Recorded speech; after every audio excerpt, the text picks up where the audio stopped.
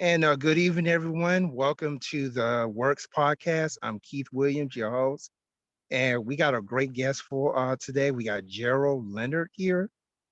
He's an author and he has a nonprofit organization. So today he's going to be telling us about his book and his organization.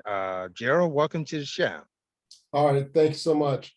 Um, Keith, my organization it's not a nonprofit, it's a profit organization. So I'm not sure if you want to re-record this because I don't have a nonprofit, I have a profit organization. Okay, so it's for profit. Yeah, both of my organizations are for profit. Oh, okay. Well, you just put that on the record. So Okay, you excellent, excellent. yeah, you just put that on the record. So, that's good. Okay, Uh, we sometimes make mistakes. okay. Do you want to start over and recording it, or are you good? Oh yeah, I'm good. I'm Okay, good. This okay. is good right here. You just put it on the record. So first of all, uh, tell us who you are.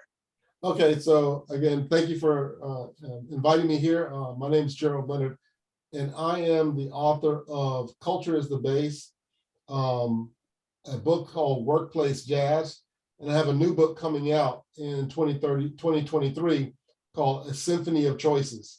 And all of them use music as a metaphor, but they talk about business issues and how to be more productive, how to become more efficient, and also how to work in ways that our brains are designed to work. So it uses some components of neuroscience to really help professionals move forward in their lives and get a lot of things done. And I started off as a musician, did some ministry work, and then got into business, and basically combined the two because I always have been playing music along the time that I've been consulting. So I've been able to, over time, combine the two concepts and started both of my companies based on those principles. Oh, great, fantastic. So, so how long you been in the music business, or how? I started playing music when I was 10 years old, man. And I'm a bass player, and I started off where I was just, playing a guitar, and I was actually had studied piano a little bit, and my sister had a guitar, so I would sneak into her room and grab it and start playing on it. And she didn't really want to play anymore, so she let me have it. And I got pretty good at it, and I joined a band with some friends in the neighborhood down in Lakeland, Florida, and in the U.S. And one of them was an amazing guitar player. So I realized that my job wasn't going to be playing guitar. So I became the bass player. And it was at a time where in the Lakeland Civic Center had been opened, and we could see concerts like the Commodores, the OJs, Bootsy Collins, all different types of bands of that time, because before you had to go to Tampa, Orlando. So that was a big influence on me. And I ended up going to college, undergrad and grad school, and getting my bachelor's and master's in music. And again, I've continued to play music throughout my life. Last couple of years, I recorded a couple of tunes on iTunes, well, working with a gentleman named Donald Robinson, who played with Grover Washington, and he plays with Gerald Leonard. And so, music has been a part of my life, and it's really shaped how I think and how I see the world and how I prepare myself, even as a professional in the business world, of what I've learned from being a musician. You've been around some pretty big name people. Now, speaking of Bootsy Collins and the Commodores, Birmingham, Alabama just wrapped up the World Games. Yeah, he was opening. I heard that he opened for him. Yeah. Bootsy Collins did the opening ceremonies and performed during the opening ceremonies, and Lionel Richie of the Commodores, he actually did the closing ceremony. Yeah, well, Lionel's from Tuskegee, Alabama. Yep. And I think most of the members of the Commodores From too, this area. Yeah, if I'm yeah. not mistaken. Bootsy's from Ohio. He's from Cincinnati. Okay. Yeah. So, yeah. I think. Yeah. So you've been with some pretty fantastic people. So do you still do you still play music, or you just or you going into or Business. you basically combine, the two into a business? Yeah, I'm at the point now where I combine it to, because one of the things that happened to me in 2018, I had this major bout with vertigo. And I don't know if you've ever had vertigo or heard of anybody having vertigo. It's where, the room spins and you go through a lot of different things. Well, basically, it created a permanent a balance issue for me, and it's called the vestibular. It was like basically it gave me what's called a vestibular neuritis or vestibular issue. So I literally, when it happened, I was taken to the hospital, and I came out, and I had literally lost the ability to walk. And I spent a week in bed trying to recover from this because I felt like I had a concussion, and I was running my companies and I was independent. So I'm thinking, okay, I'm not able to work this week, and I'm kind of moving things along as much as best I can. And that Friday, that weekend, after I'd been in bed for a week, my office was next door in my house, and I got up and I was able to use the walls and the walker that I came home with, and went and sat in my office, and I grabbed my bass. We got one of my basses back here, electric basses, and started playing. And I was like, thank God I can still play, because I didn't even know if I could still play because this thing impacted me so badly. Mm, Well, in a short period of time, not only did music help me to feel better, it actually helped rewire my brain so that I could start walking again. And within 6 weeks, I had gotten approved to do a TEDx talk. And within 6 weeks after that incident, I got up and did a TEDx talk. So I've been doing music, but mainly virtually, because I'm not going to be in a position to travel around and do a bunch of things like that. But I do travel, and I do, for business and so on, and sometimes for music, but not like I used to be able to do and getting around.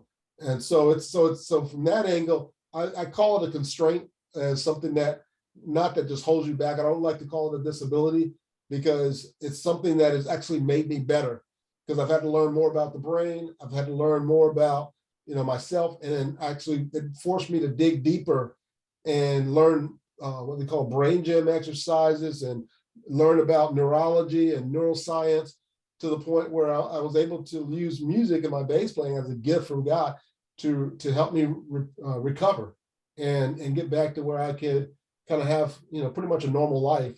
So I've committed to combining the two, with my company and my consulting, and writing about music and playing music. I still record, and but I don't get out and try to play as much as I used to. okay, so we're going to like divide the questions into three first. Okay. Uh, we want you to talk about your music. Then we want you to talk about your book, and then you want to talk about your business, your company. So Okay. let's start with the music first. So first of all, during your music career, what type of music did you play? Well, I played a lot of I played classical and I played jazz. I played a lot of jazz, and doing college, and afterwards, lived in New York for about 14 years, and so I played with some different jazz groups. I also played with a group from the church I was a part of, and we did a lot of benevolent concerts. But these were concerts like at Town Hall or the Beacon Theater. So it had like, hundreds, or I would say probably hundreds or thousands of people in the audience at these concerts, and we were doing them to raise awareness and things like that. But there was also a number of shows that went on. So I did a lot of different types of music. I was never with a particular band, like a funk band or anything like that, where I went on the road and stayed on the road for a long time. I never did that, but I was always kind of working locally in the New York area, and playing that I played. And again, because I studied music in college, I was able to, and I was classically trained. I played with some of the symphonies in the area. I played in symphonies in Ohio, so the Cincinnati Ballet, some other chamber orchestras, and then in Ohio I did, as well as some symphony things in New York. So I felt very fortunate, because my focus was to make a living as a musician and not just to kind of be, travel around and play one style of music. And so being able to play different kinds of music, being able to read music, being able to play by ear, being able to play the upright bass with the bow and play classical, being able to play jazz bass or being able to play funk or studio music, it really allowed me to constantly get called to do sessions or to do concerts where I had to learn the music really quickly, and sometimes it would be written, sometimes it wouldn't be, but I had been prepared to do that. And so I realized that being versatile, being really good at what you do and being versatile, and then, you get on the gig and you find out, well, what's the requirement? What's needed? Do you need me to play jazz, funk, classical? What do you need? And then you basically use your skills to fill the need and do the job. And so I've taken that same concept to other parts of my life as well. And so, yeah, with music, it's been a very rewarding. And like I said, I still, enjoy playing and recording some songs and things that I'm writing, and then working with some artists. A lot of the artists now I work with are virtual because you're able to record with the computer and all the things that you're able to do here. But it's pretty amazing how much things have changed. You so what type of places have you perform? I know up and now you do it virtually, but have you did any concerts out in different venues Yeah, when I around? was, like we said, when I was playing in New York, I played at some of the town halls. There's like, big venues like the Beacon Theater or the Town Hall. I think we did something at Madison Square. I was playing with one group. It was mainly a spiritual thing, but we did some things at the Boston Gardens. So, it's been some venues have been, medium sized. Some venues have been really large. And so it all depends on what was needed for the gig. So I had the opportunity to play in a lot of different places, and it was a lot of fun playing. So I enjoyed that part of my life, and I enjoyed that part of my career. So so what would consider to be your musical style? I know a lot of musicians, they have their own style, their own brand, Right. of music that makes them unique. You gotta talk a little bit about that. For me, like I said, it was the ability to play jazz, but also it was the ability to play different kinds of music. And so, like at this point now in my life, I prefer jazz, and I really enjoy it. But being trained to play all kinds of music, it allowed me to become pretty versatile, because at the time my focus was on how do I make a living as a bass player and as a musician. So I preferred to play jazz, but I could play classical, I could play funk, I could play anything because I could read different types of music. But I preferred playing jazz. So question I wanted to ask. So I'm trying to get this out. Just bear with me. As a musician, personally, do you feel that you get like what type of satisfaction that you know, you achieve From when you playing. for playing? Yeah, well, I mean, it's really satisfying because it puts you in what's called flow, right? And musicians are able to do something, especially if you learn how to read music and learn different styles. You're able to, it allows you to do something called whole brain integration and in flow. So it basically, flow is like you're doing something and you lose track of time. You lose track of, what's going on around you. You're just into it. But at the same time, I always really focused on the audience and the people that, when I was playing or performing, was what we were doing, was it making a positive influence on people? Because if it wasn't, then that mean it wasn't as fulfilling to me. If what we were doing was making people feel better and really creating a great experience for everyone that came to enjoy and listen to the music, then that was really important to me. Now, I know certain, people would say, well, I cannot imagine what my life, would be like if I'm not able to do, what I feel, that's in my heart. You Yes. actually sometimes wonder, that, how would you feel if you're not able to do what you do? Well, I'll put it this way, I wouldn't know what it's like to not do what I do. I've been playing since I was 10 years old, man. I'm 59. I wouldn't know what it's like not to be able to play music. So that's for me, that's kind of a hard question. It is something that I love doing and that I always want to have in my life, no matter how old I get and how long I'm able to do it. It's something that I totally enjoy doing, but I've been doing it for a long time. And, I am the business person, I'm the CEO, I'm the author because of the way I am, because of what I learned early in life from being a musician and learning the lessons and the things that music taught me about, being excellent, hard work, practice, being open to feedback, getting input, learning to listen, playing with others, really working on your chops, just all the things that go into being a musician. I've been able to kind of adapt and leverage in other parts of my life and realize that, I am this way because I am a musician. You mentioned that you started playing when you was 10 years old. Yeah. Any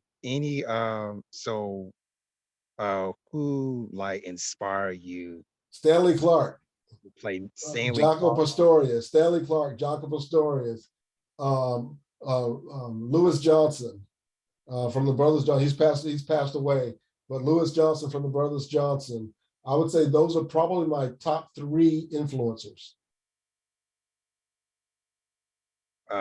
So I mean, I'm curious, though, at 10 years old, how did your parents or your family, felt when, you just, this is what you want to do with your life?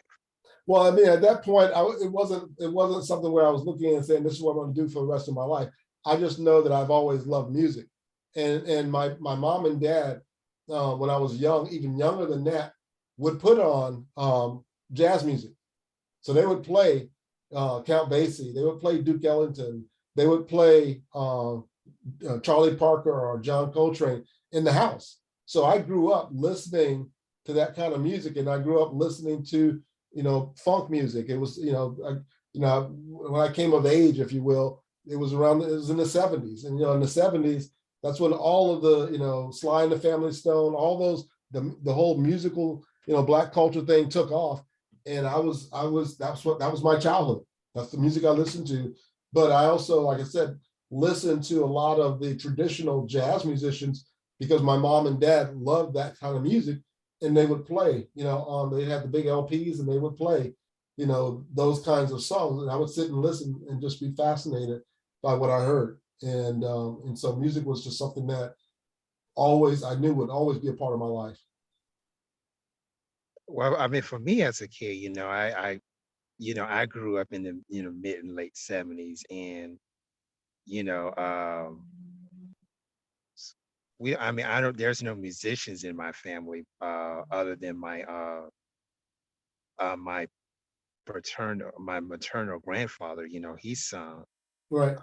but he sung quartet, gospel, Yeah. and he can play the guitar as well. So he's the only known family member that I know that is into music. But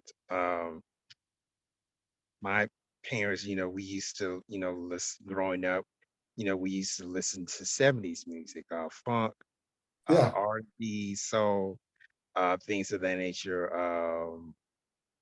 A little bit of jazz, not the traditional jazz that probably people like Al Jarreau and Okay. George Benson, Yeah. people like that. Okay. People like, Excellent. no, I cannot, I cannot play at all. So that is not my, forte. That's okay. That's okay. Yeah, but we all have our lane. Obviously podcasting is one of them. Right. Uh, just love talking to different people from, not only all over the country, but all over the world, who are, Exactly. to showcase themselves and have a story to tell. So Right. uh, that's part of, what I do is an opportunity to meet interested people, and just, get their name, out there. Cause we're in the business of helping people. Right. And sometimes, helping people, we just, put their name out there. Whatever story that they have, whatever book they have, whatever product or service that they have, podcasts like this, we're just in the business of just putting, people out there, because you may never know who you're going to interact with. Right. Uh, Or who's listening? right. So, this podcast, you may get some calls, or some emails, once this is out, you may never know. So, people, in order to, put yourself out there, you got to promote yourself. Right. Exactly. So now we're going to switch gears and talk a little bit about your book. Okay. Okay. So, like I said, I've written 2 books and I finished my third and actually submitted that to my literary agent. And we're talking to a couple of publishers about it. It's called The Symphony of Choices, but the book that I just wrote in 2001 that I've been marketing and talking about, and then my earlier book, my first book, Culture is the Base, it's really all of them are about either workplace culture or team building. And, because music is who I am, it was easy to, and it just kind of came together naturally to where I use music as the metaphor, and culture is the base. The metaphor there is, and what I mean by metaphor, the example is um, when you listen to, when you think about a company's culture or a national culture, it's a lot more about what it feels like than being able to explain it. There's different things that you can use to explain culture, and culture can be one of those tricky things. Like, how do you explain culture? You got Black culture, you got Asian culture, and so on. People, they do things differently. They have different values and so on. But when it comes to companies, companies have culture. It depends on what store you go to. If you go to Nordstrom, or if you go shop at Zappos, or you go to Amazon or Walmart, or whoever, or Starbucks, they're going to have a culture of how they do things. But the biggest thing about it is that you feel the culture.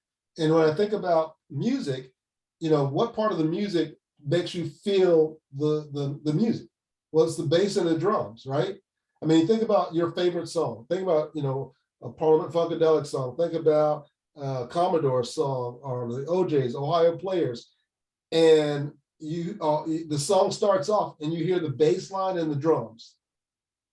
As soon as you hear that bass line and drums, the genre, the type of music it is, whether it's country and western, funk, rock, jazz, classical. You know exactly what they're getting ready to play. You know what the tempo is. You know if it's going to be funky. You know it's going to be smooth, and it makes you feel the music. And so I use the metaphor culture is the base, because culture is something that can be concrete, but it really is something that you feel, because you walk into a store and if people are respecting you or not. If people are treating you right or not. You feel it. And sometimes you can feel it even before they say a word to you. In fact, I did a program with a lady who in neuroscience on the conversational intelligence, on the neuroscience of conversations. And it's basically a scientific fact that our brains communicate not only verbally, but we communicate chemically with each other.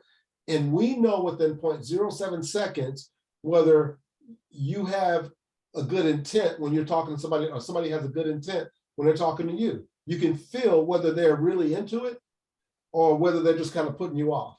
You can feel that. You may not be able to put words to it, and you may not be able to say, this is exactly what's going on, but in your gut, you're like, something's not right here. And so that becomes their culture. That becomes kind of the culture.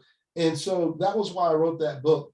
And then the Workplace Jazz book was a book I wrote about being as a musician. What were the things that I learned growing up as a musician that has helped me to become a successful CEO and consultant?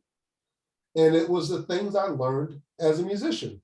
One of the first principles I talk about in that book is the principle of improving, right? The skill of improving. Because as a musician, what's the first thing you do? You have to individually go practice your instrument. You can't come to a band rehearsal and not know your part, right? You can't go to a show and like, well, where's that note at again? You can't be doing that. You got to know exactly where those things are. You got to know how to play it. If it's funk, you got to know how to use your thumb. If it's classical, you got to know how to use the bow. All that you got to work out way before you come to any show or rehearsal. So for a musician, the first thing is I got to improve and work on myself. And if you think about great teams, the first thing it starts off with is each individual being really good at their position. It's kind of like Bill Belichick says, do your job. Each person has to really be able to do their job. Then when they come to the show, they can forget about themselves and all the hard work they've done on themselves. Now they can think about the big picture and focus on playing beautiful music or working together because they got their part. And so now I want to make sure that my part fits with your part and that we're doing this dance that's kind of going on. And so the book really gets into, what are the core things that musicians bring to the table when they perform at a high level? And can business people learn those same skills and apply them to business teams? And that's what the book is about. And each one of the skills, I also talk about that particular skill. And then I talk about the neuroscience behind that skill and why understanding that is so critical, because we need to understand how our minds were designed to work so that we can work more better and we can work with less stress. So and the third book is The Symphony of Choices, is really about it's a business novel that teaches some of the same concepts, but more in a story framework, in a storyline, about a bass player who got tapped on the shoulder to help run the orchestra, and he has to figure out how to do all the management stuff. And he wasn't trained in that, but now he has to figure it out. A lot of us find ourselves with the way the world is, with COVID and everything being virtual and jobs, company closing. We find ourselves in places where we have to learn new skills. You may be 30, 40, 50, 60 years old, and you find yourself in a new career. And you got to start from scratch, learning. And so this kind of happens to the guy in the book. And so he goes and recruits an old professor to coach him. And the guy coaches him, he gives him comp tickets to go to the concerts, and they meet on a weekly basis. And he teaches him certain principles of things that he learned in school, hadn't taken serious. Now he's learning them in the real world and having to put them into practice so that he can, keep his job and develop. And so really the whole principle behind the book is, how do you deal with all the chaos and stay sane, diminish chaos and stay sane when your world is in crisis? Because basically you think about what's happened to us as individuals in the last few years, the world's been in crisis. Wars, racism, disease, violence, you name it, right? Major natural disasters. I mean, so the world has been in crisis. And so how do you stay sane when that happens? And that's kind of what the book is about. You mentioned something about how people feel when they listen to certain type of music. Yes. Then on the other hand, you mentioned something about, you can tell, how a person is going to react, mentally before you even open up your mouth, or that other person open up your mouth. So, right. So Yeah. I just want to give examples of that. So first example is the first thing that, the vibe that a person gets, when they listen to certain music. So, and tell me what you think. So you have Earth, Wind, and Fire, Uh-huh. Shining Star versus Stephanie Mills, Two Heart.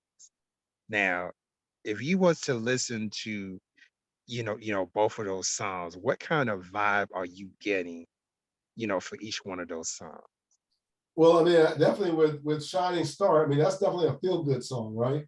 Mhm. Because it's all about you lifting yourself up and you're a shining star, how great you are, all those positive things, and it's all about being your best.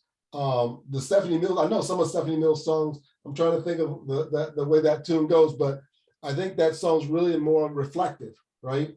Where you're kind of focusing on what you're going through, what's happening. So that can put you in a more of a solitary mood, where the other song could put you in a positive mood, right?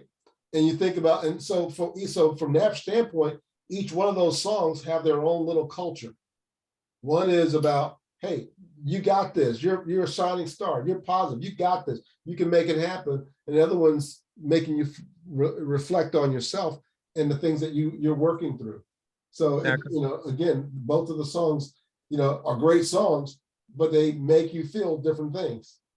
now compare the beats to both of that songs. Like Shining Star, it starts out with that guitar riff. Uh-huh. Both of them,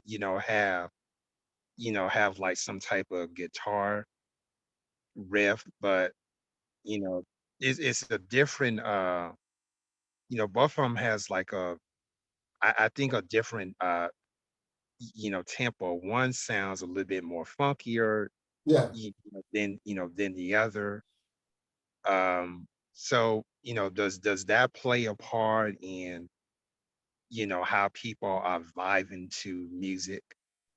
I mean, This it does, that does play a part in it, but in relationship to my books, it also plays a part into how people vibe with your company, or how Mhm. people vibe to an organization.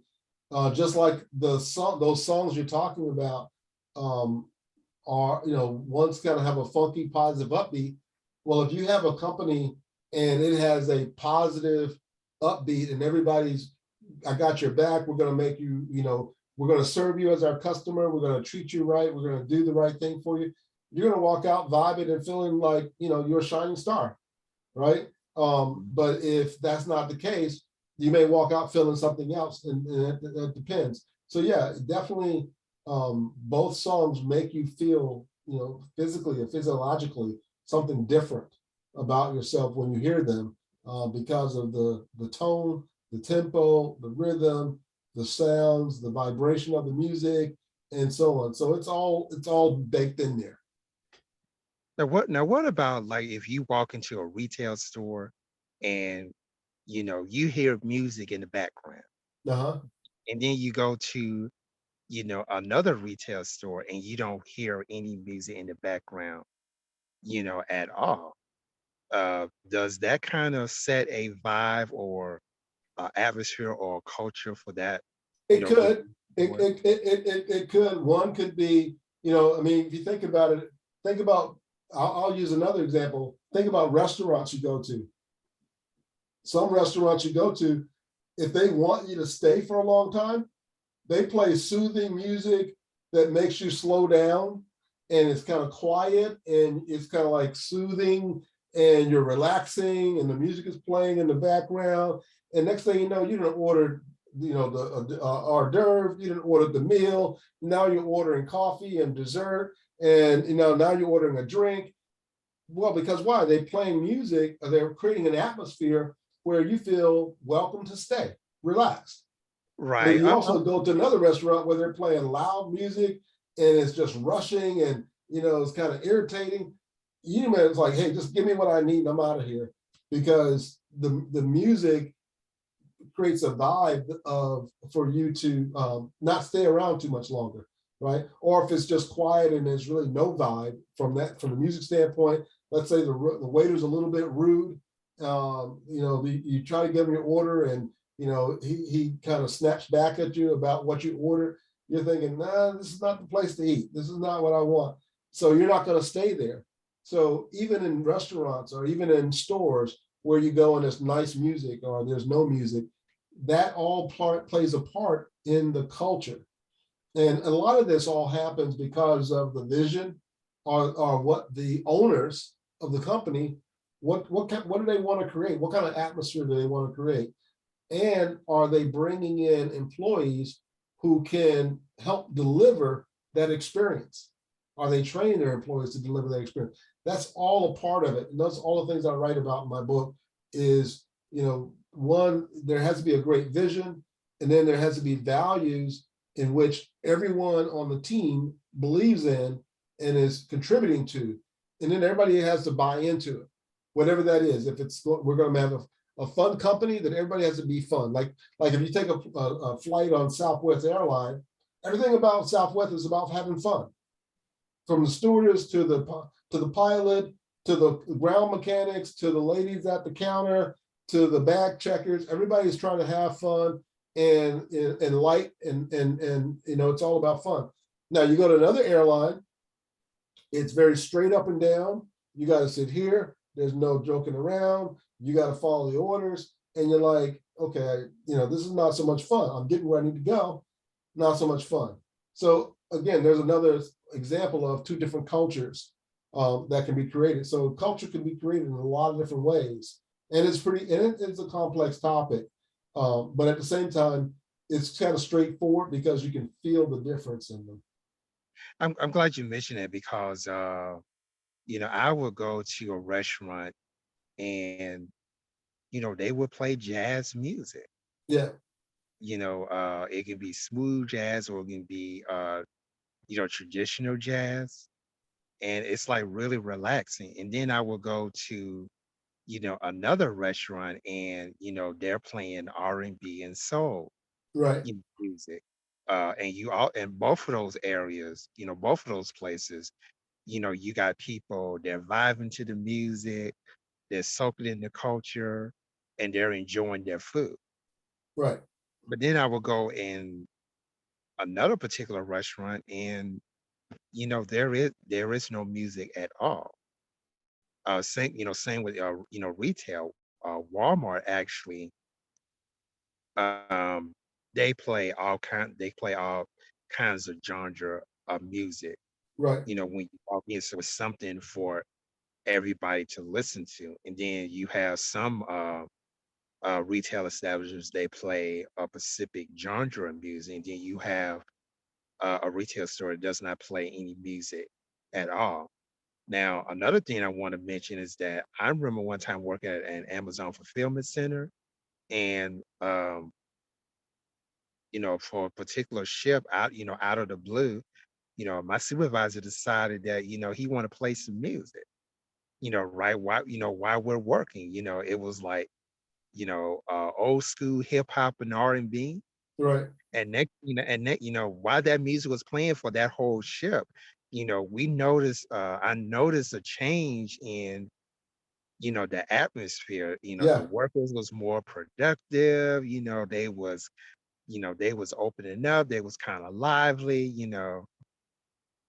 I thought I want to mention that because I think that was very significant, what you was talking about. Yeah. It really just made a change in the way that people was vibing and feeling. And like I said, productivity went up. People started to have more fun. People what we call customer centric, it was more customer centric. So I definitely get what you're saying. It definitely makes a difference. Right. uh, also too in retail stores, I noticed, the same thing. And so associates tend to be more customer friendly. They tend to, the workflow is awesome. Sometimes, we realize, how much hours uh have went by without, even notice. And next Right, thing the shift is over, and you're ready to go home. I'm like, oh, and you really, in vibe with, whatever music that's right. being, You're in flow. Right. yeah. So I definitely understand, where you're coming from. Those are just my, personal experiences. Yeah, So having it down on, in book form, like that, in my opinion, I think company, I think every company should, read those books. So I exactly. would definitely improve, their operations, customer service, sales, and things of that nature. So a long time ago, a couple of years ago, I believe, I had someone to come on the podcast, to talk about, how to be customer centric, what is good customer service, and definitely some of the things that you're talking about Yeah. can definitely be added to that. The guests that I had did not even mention some of the stuff, that you have mentioned here, and I think that that's very important. Okay. Excellent. Excellent. Uh, so so we will do an updated segment on customer service, and we definitely like to have you to come on board. Okay. Uh, come on board. So, because I think that needs to be, mentioned. So, maybe other people who, have businesses, particularly retail, I mean, any type of business can really benefit from what you're talking about. And I think that Right. really they should purchase your book. So now we're going to shift gears finally and talk a little bit about your company. Okay. So my company is a consulting business that really helps clients execute their projects. We do some software work, we do process work, and things along that line. But the biggest thing is we get in there and we really help the client by understanding their business and then understanding what they are trying to accomplish with the project. Every project that is executed or taken under by a client or um, purchased or executed on by a client, they're looking for a change. They're looking for an outcome. They're looking for a positive benefit to their business, whether it's improved cash flow, reducing expenses, streamlining process, making things better, faster, cheaper, stronger. They're looking for a way to get ahead and move forward, and they're also looking for a way um, to reduce the stress in the business. But sometimes what they don't say that they're looking for is they want a consulting group or a company to come in and help them who can be empathetic and understand that they couldn't fix this by themselves. And it doesn't mean that they're not smart. It doesn't mean that they don't know what they're doing. It's just, it's hard to fix a running car when you're driving it, right? And so sometimes you got to work with somebody else who's not in the car, but can kind of come alongside of it and help and show you things, ways that you hadn't thought about. One of the advantages of being a consultant is having worked in so many different types of companies. As a consultant, excuse me, I've worked at, I've done work for the National Archives. I've done work for Defense Logistics Agency, for the Defense Finance Accounting Services, for Partners Healthcare Systems, for Del Monte, for Geico. Just a lot of big companies from some biotechs. I've taught classes at Pfizer. I've Cambridge Bio Company, just a number of Mastercard, large departments of transportation, and in doing that, you get to see how different companies and how different industries run their business. But you also get to see when you've done, like for myself, I've done over 27, 28 different types of projects that are long-term projects in my specialty, where I've helped them with managing, millions of dollars of projects. Well, you start noticing that if these 5 or 6 things aren't a part of the project, this is not going to work. You got to have a sponsor that's going to be there. The team members have to work together. on my side or with the client side, we all have to be on one accord. We all have to, we got to get to know each other. So you take all of that, and the client wants, at the end of the day, they really want you to help them make their personal lives better. Because when you solve a major business problem, you're not just solving a major business problem. You're helping that client not have to work on the weekends. You're helping that client not have to worry about, am I going to get this process stuff done, and I got to come into work in the middle of the night.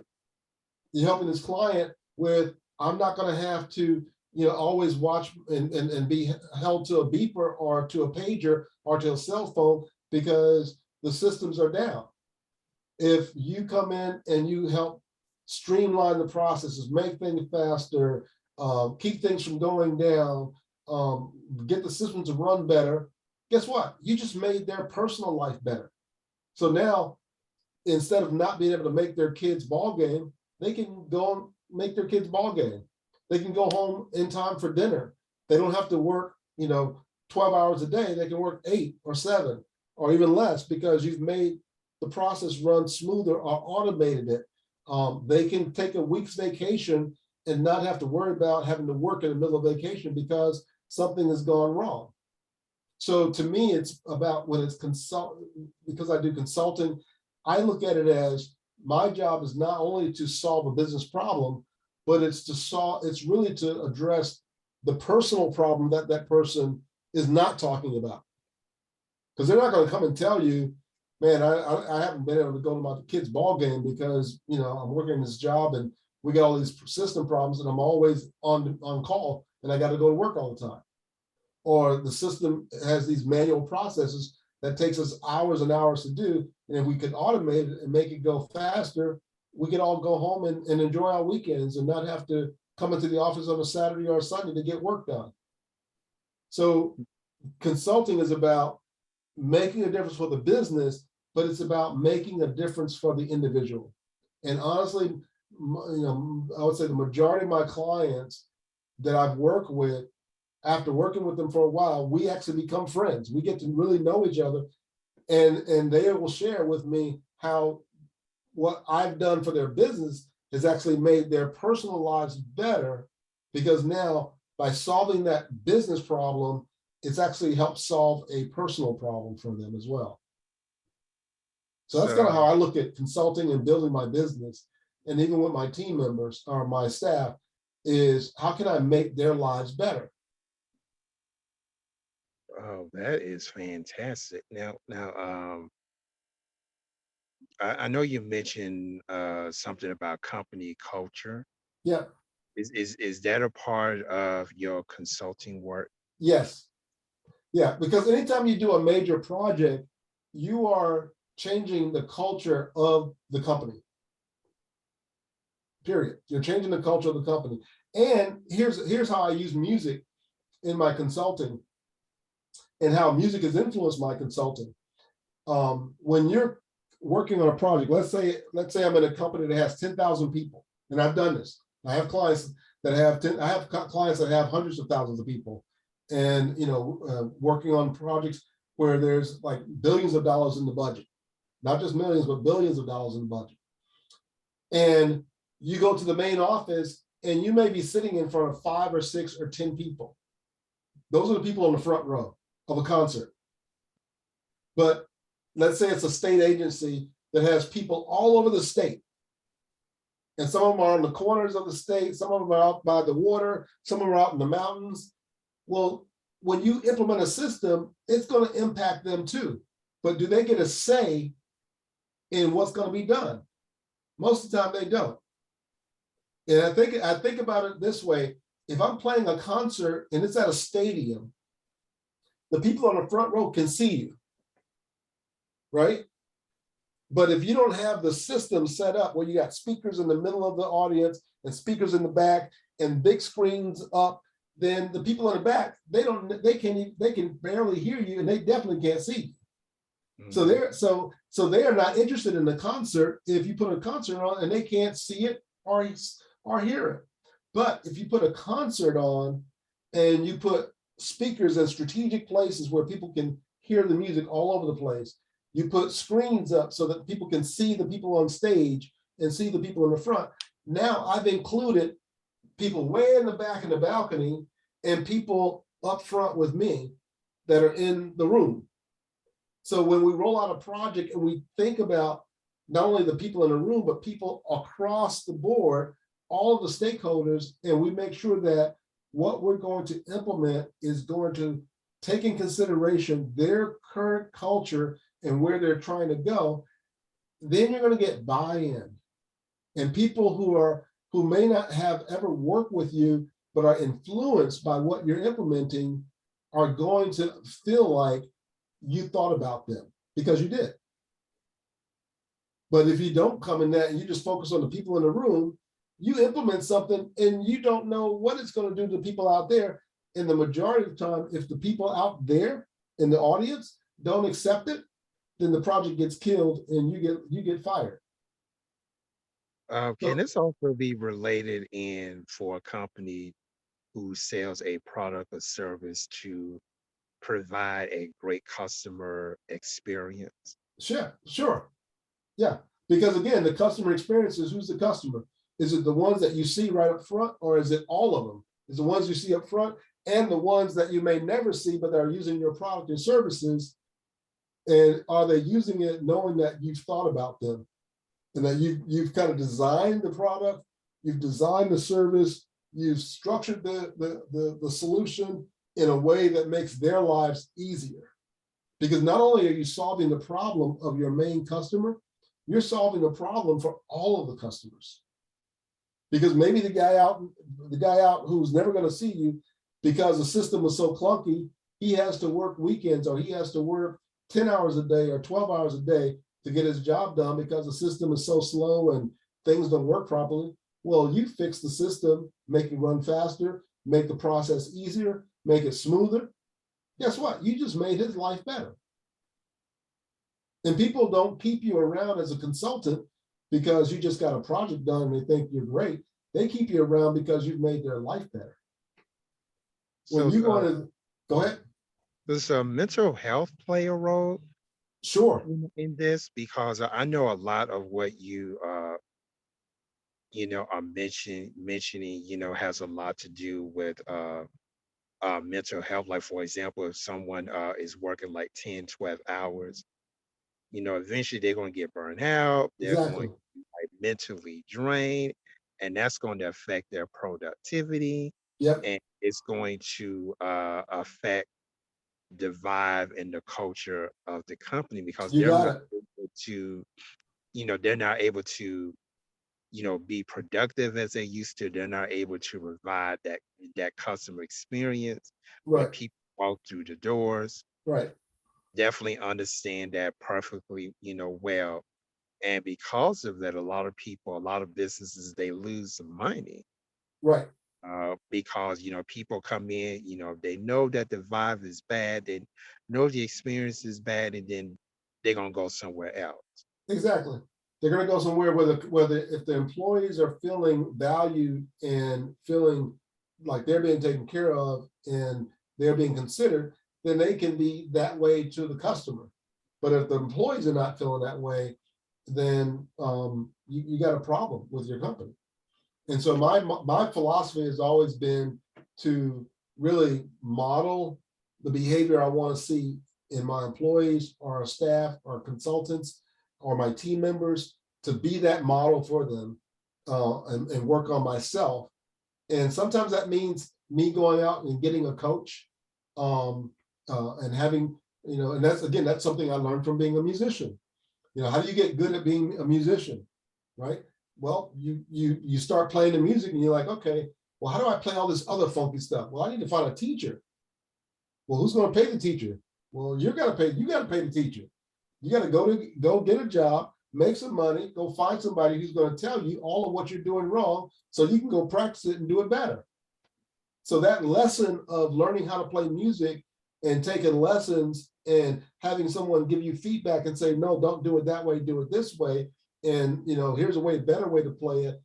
And you see yourself getting better, you realize that wait a minute, what if I applied that same principle in every area of my life throughout my entire life?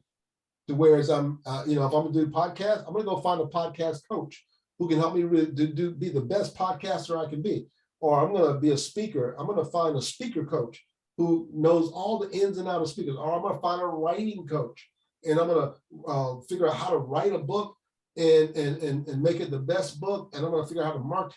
I mean, it becomes endless, but it's something that again adds value, because when you get better and you can solve people's problems and make their lives better, then you're going to develop loyalty and raving fans and everything else, because people want to be around people that make them feel good. We got about a few more minutes left, and then we're going to wrap up here. Okay. Now, if someone wants to know more about your company, how can they get more information about your company? Well, they can learn about my company by coming to my website. My website is geraldjleonard.com. So if you come to that website, all the other websites that I have, like Turnberry Premier, Productivity Intelligence, Workplace Jazz, all my books and masterminds and everything else is linked to that website. So you can come there and you can find out all the different things about my life, even find out about music and other interviews I've done with Jack Canfield and NPR and other places that I've written articles and things like that. So all of that information is there. So just go to geraldjleonard.com. Are you on social media? I do a lot with LinkedIn, and Mhm. I am on Facebook, and I have a Facebook page, Workplace Jazz. I'm on Twitter, but I spend probably most of my time on LinkedIn. Well, okay. Wow, I'm at a loss of words. That's okay. Yeah, I mean, I learned a lot. Oh, good. I learned a lot today, and just sharing my personal, experience, on your expertise. Hope that too will help someone, Yes. as well. And even when I do these podcasts and we have guests to come on, I learn new things as well because I'm not an expert in everything. So Right. Right. me that that's why I like to have different people come on here to provide an expertise that you don't hear about often, if rare Yeah. in some cases. And every time I interview people, I learn something new, about something that, either I'm familiar with and I'm getting new revelation, or if it's something that I'm hearing for the first time, Right. that I say, well, man, maybe I can apply this to my, life and make my life a little bit better. So, Yeah. Gerald, thank you so much. Oh, you're I'm welcome. sure that this is going to help a lot of people. And, best wishes on your new book I appreciate it. Thank you. uh, coming out. You said it's coming out in 2023. Good. Yes. Best wishes, on that and everything, that you're doing. We're going to be working on a segment on, what does it mean to provide a great customer experience. And I think it's going to be a panel based. So we're going to have more than one person, Okay. um, on there. I'm looking at some dates. It'll probably be around November, Okay. particularly right around the time that, we start doing Christmas shopping, right around Gotcha. that time. Yeah, I think that would be appropriate because, that's when, a lot of companies, they gear up for this big day, they're getting ready for Christmas. And so I think that that will be a great time to have that because, they're going to be dealing with a lot of people and, being customer centric. It's important every day, but is really, really important around the Christmas holidays because that's where most of the retail stores, for example, that's where they make the bulk of their money. Right. So, we hope to have some experts in a small panel. We can talk about that, and we definitely like to have you on board, as well, because I think you put a new spin on what it means to be customer centric Okay. that a lot of people don't know about. That is vital Right. to having a successful business. So yes, definitely like to have you on. So I will keep you posted on that. And ladies and gentlemen, I also keep you posted on when that podcast is going to be. It's going to be sometime in November, probably the week before Thanksgiving. 'Cause, we normally don't do podcasts like the weekend after Thanksgiving. Right. So, we can rest too, but definitely probably the weekend before Thanksgiving that we will set this up, and we'll see what happens. I think it's going to be a really good podcast. It's going to be a very informative podcast. So I'm looking forward to that. And thank you so much for being a part of it. And we're going to wrap it up here. We have another great episode for you on Sunday. So stay tuned. And we're just meeting some fascinating people, hearing some fascinating stories, and they're really dropping some knowledge on here. So that's what we're about. We're about dropping that knowledge, something that's going to, help you and uplift you, because we're learning every day. So Yes. thank you so much, and we'll see you next time. Very good. Thank you.